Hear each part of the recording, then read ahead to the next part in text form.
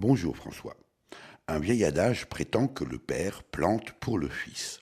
Comprenez que c'est la génération précédente qui permet à la suivante de récolter les fruits. Il faut pour une telle démarche une grande sagesse. Voltaire l'aurait raillé en s'exclamant à propos d'un vieil ami marié à bien plus jeune: faire un enfant à son âge passe encore, mais planter un arbre. De toute évidence, les anciens savaient à quel point demain se prépare hier. Il semblerait que les lobbies financiers aient eux aussi bien compris la leçon en mettant en œuvre le principe d'irréversibilité. Ainsi, selon les dernières publications disponibles de la Banque de France au troisième trimestre 2015, le taux d'endettement des ménages français s'établit à 86,1% et progresse de 1,2 points sur un an, sachant que le taux d'endettement des ménages correspond au rapport montant des crédits sur revenus disponibles bruts. De même que la dette de la France a augmenté de 127,5% depuis l'an 2000. Les ménages voient ainsi leur taux d'endettement s'envoler. En clair, nous vivons à crédit. Autrement dit, nous dépensons aujourd'hui l'argent que nous espérons gagner demain.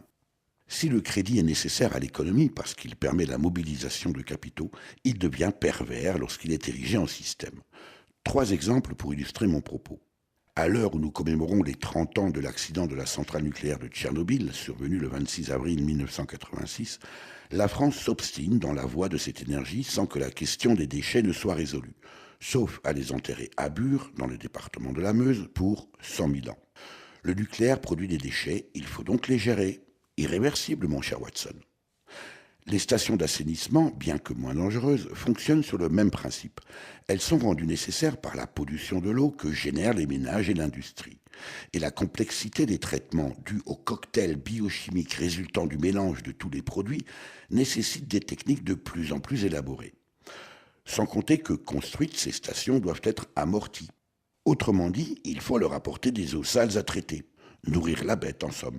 Le même principe d'irréversibilité s'applique aux centres d'incinération des déchets ménagers. Compte tenu des investissements colossaux que nécessitent ces centres, ils ne peuvent être amortis que si un minimum de déchets est quotidiennement incinéré. Cesser de polluer l'eau et passer au zéro déchet? Mais c'est irréversible, François. Il faut bien justifier des taxes pour financer ces équipements. Troisième et dernier exemple, mais ils sont infinis, le modèle agrochimique totalement dépendant des multinationales qui fournissent semences et produits phytosanitaires, seul moyen d'atteindre les rendements permettant de payer ces semences, produits et matériels. À ce rythme, François, nous ne laisserons plus à nos enfants que de dettes. Plus nous persistons dans cette voie, plus nous rendons le système irréversible. La transition, dans tous les domaines de la vie, c'est sauvegarder une part de liberté. N'en déplaise au lobby.